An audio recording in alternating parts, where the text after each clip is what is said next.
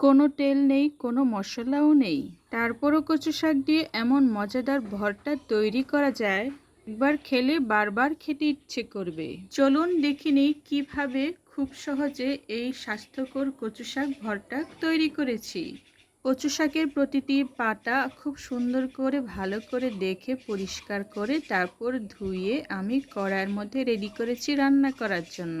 ভালো করে ধুয়ে কচু শাকগুলো কড়াইয়ের মধ্যে রেখে দিয়েছি। এইবার কচু শাকের উপর কি দিচ্ছি সেটা হচ্ছে কাঁচা মরিচ, তারপর হচ্ছে পেঁয়াজ কুচি, আরও অনেক কিছু আছে। কচু শাক ভর্তার জন্য আরও দিয়েছিলাম হচ্ছে পানি, লবণ, আরও কুচি করে রাখা রসুন। এই ৫-৬টি আইটেম দিয়ে স্বাস্থ্যকর কচু শাক ভর্তা হবে খুব টেস্টিভাবে। আমার প্রিয় বন্ধুদের কচু শাক ভর্তা এতটাই পছন্দ, তাই আবারও চলে আসছি আমি এই কচু শাকের রেসিপিটা নিয়ে। পিওর সত্যি কথা হচ্ছে এক ফোঁটাও তেল থাকবে না এই কচু শাক ভর্তায়। এর থেকে মজাদার কথা আর কি আছে। সত্যি আমি এক ফোঁটাও তেল ব্যবহার করব না। সব কিছু তো দিয়েই নিয়েছি। এইবার কচু শাকগুলো আমি ঢেকে দেব, আর পানিটা তো দিয়েই দিয়েছি, আর চুলাটাও আমি জ্বালিয়ে দেব। কচু শাক ভর্তায় অনেকে বলে গলা চুলকায়, যে এই কারণে কচু শাক ভর্তা খায় না। তাদের গলা চুলকায়, তাদের জন্য কিছু গুরুত্বপূর্ণ টিপস থাকবে আমার এই ভিডিওর শেষের দিকে। যারা শুরু থেকে শেষ পর্যন্ত দেখবেন তারাই শুধু এই অনেক মূল্যবান ট্রিক্সটা পেয়ে যাবেন। আর এই ট্রিক্সটা পাওয়ার জন্য তো অবশ্যই ভিডিওটা দেখতে থাকুন। এই যে আমি ঢাকনাটা দিয়ে দিলাম, ঢাকনাটা আমি অনেকক্ষণ ঠিক এইভাবেই রেখে দিব। একবার হলেও পরবর্তীতে খুলবো, কিন্তু অনেকক্ষণ ঠিক এইভাবে ঢাকনাটা দিয়ে রাখবো। কড়াইয়ের নিচে আমার মিডিয়াম আছে, চুলাটা জ্বালানো আছে, গ্যাসের চুলা। কচু শাক ভর্তা এত সহজ রেসিপি, যে কেউ পছন্দ করে, আর খেতেও কিন্তু খুব সুস্বাদু হয়, যে কেউ খেতেও পছন্দ করবে। আমার পরিবারের সদস্যরা প্রত্যেকেই খুবই পছন্দ করে। আজকে বলছিল আজকের দিনে কি কচু শাক ভর্তা হলে হয় না, তাই টাটকা জমি থেকে তুলে এই কচু শাক ভর্তা রেসিপিটা আমি আজকে করলাম। এটা কোনোভাবে বাসি কচু শাক নয়, এটা টাটকা কচু শাক, আর খেতেও কিন্তু খুবই টেস্টিফুল হবে। এখন ঠিক এইভাবে আমাকে সিদ্ধ করে নিতে হবে। কচু শাকে যেহেতু আমি 2 বাটি পানি নিয়েছি, তাই আমাকে ভালো করে সিদ্ধ করে নিয়ে নিতে হবে কচু শাকটি। কচু শাকটি সিদ্ধ হতেই থাক, আর এই সুযোগে আমি আমার প্রিয় চাল কুমড়ার গাছটি আমার প্রিয় বন্ধুদের জন্য শেয়ার করছি। কুমড়ার ডাঁটাটি আমি উপরের দিকে ঝুলিয়ে রেখেছি, ঠিক এইভাবে ঝুলন্ত অবস্থায় আমি ছাদে দিয়ে দিব, যেহেতু আমার কোনো মাচাঙের ব্যবস্থা নেই। কুমড়ার বয়স প্রায় অনেক দিন হয়ে গেছে, কিছুদিন পর ফল ধরবে। আর এটি হচ্ছে আমার দুধকচু গাছ, আর এখানে অনেকগুলো ছোট বাচ্চা দুধকচু হয়েছে, খুব সুন্দর দেখতে। ছোট দুধকচুগুলো খুব সুন্দর, অনেকটাই ছোট বাচ্চার মতো। তার সাথে আছে আমার প্রিয় তুলসী গাছটি। তুলসী গাছের চেহারা কিন্তু অনেক সুন্দর। তুলসী গাছের এতগুলো চারা গজিয়েছে, সবগুলো চারা আমি রেখে দিব। তুলসী গাছ আমার এতটাই পছন্দ। কিছুদিন আগে দুধওয়ালা মাসি অনেক বড় বড় তুলসী গাছের চারা নিয়ে গেছে। আমি খুব কষ্ট করে এই তুলসী গাছের চারাটি সংগ্রহ করে আজকে অনেকগুলো চারা তৈরি করেছি। প্রিয় কচু শাকের ভর্তা রেসিপিটা আজকে এইভাবে অনেকক্ষণ সিদ্ধ হতেই থাকবে, আর এই সিদ্ধর প্রক্রিয়াটা আমি ঢাকনা কোনো মতেই খুলবো না। কৃষক ভর্তায় যে ঢাকনাটা দেওয়া আছে, এই ঢাকনাটা আমি কেন খুলবো না সেটাও হচ্ছে কচু শাক ভর্তার একটা ট্রিক। যেহেতু আমি 2 বাটি পানি দিয়েছিলাম, এখন অনেকটাই আর দেখতেও খুব সুন্দর লাগছে। এই অবস্থায় আমি কোনো মতেই ঢাকনাটা খুলছি না, ঢাকনাটা এইভাবেই রেখে দিচ্ছি।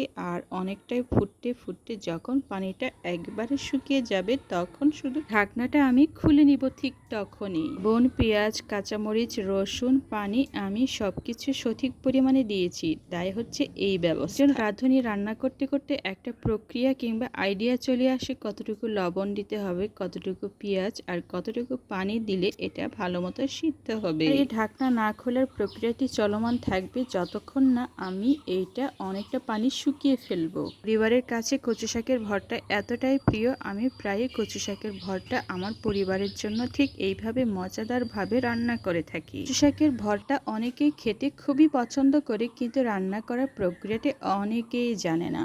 এর জন্য এই ভিডিওটি অনেক কার্যকরী কাজ করবে। এটা শুকিয়ে একেবারে কড়ার নিচের অংশ পর্যন্ত লেগে গেছে, আর অমনি ঢাকনাটা খুলে চামিচ দিয়ে আমি এটা বারবার নাড়াচাড়া করতে থাকবো। এটাকে বলে এক ধরনের ঘাটি, আর এই ঘাটিটা অনেক সুন্দর করে অনেক যত্ন সহকারে করে নিতে হয়। শাকের এই ধরনের চটকানি, তার মানে ঘাটিটা ভালো করে নিতে হয়। তাও কি চামিচ দিয়ে, অনেকে আবার ডাল মশলা, যেটা আমরা ডাল ঘুটনি বলি, সেটা দিয়েও করে থাকে। শাকের এই ঘন্টটা অনেক যত্ন সহকারে বারবার ঘুরিয়ে ঘুরিয়ে করে নিতে হয়। মেজটা দিয়ে আমি বারবার নেড়ে চেড়ে সামনে পিছনে, নিচের অংশটা উপরের দিকে, উপরেরটা নিচের দিকে, বারবার আমি কি করব, ঘন্টটা খুব যত্ন সহকারে ঘুরিয়ে ঘুরিয়ে ভর্তা করে নেব। এর মধ্যে এখনো অনেকগুলো পানি আছে, যদিও দেখা যাচ্ছে না, কিন্তু ভর্তা যেটা আমি করতে যাচ্ছি সেইটাতে বোঝা যাচ্ছে অনেকগুলো এখনো পানি লেগে আছে। এর মধ্যে যেটুকু পানি লেগে আছে সবগুলো পানি আমি এখন ভালো করে শুকিয়ে নেওয়ার চেষ্টা করব। কচু শাকগুলো ঠিক এইভাবে বারবার ঘন করার মধ্যে দিয়ে রাখতে হবে। ঠিক এই মুহূর্তে আমি কি করছি, আমি ভর্তা করছি, আর চুলার আঁচটা লো মিডিয়াম হিটে রাখতে হবে। যদি চুলার হিট আমি বেশি করে রাখি তাহলে চারিদিকে আমার নিচের দিকে লেগে যাবে, আর খেতেও সেটা ভালো লাগবে না। লো মিডিয়াম করে রাখলে আমার ভর্তাটা খুব সুন্দরভাবে হবে, নিচের দিকেও লাগবে না, আর আঠা আঠা ভাবে ভর্তাটা তৈরি হবে। শাকের এই ভর্তাটি খেতে এত মজা, আপনি বারবার ভাত নেবেন, আর পরিবারের সদস্য তো আপনার প্রশংসা কড়াই পঞ্চমুখ হয়ে যাবে। আর ভলিউম আমি একেবারে লো হিটে করে নিয়েছি। লো হিট দিয়ে আমি এটার পর্যাপ্ত পানি ভালো করে শুকিয়ে নেব। কিছুক্ষণ পর আবার চামচ দিয়ে বারবার আমি এটা নাড়িয়ে চাড়িয়ে নেব ভালো করে।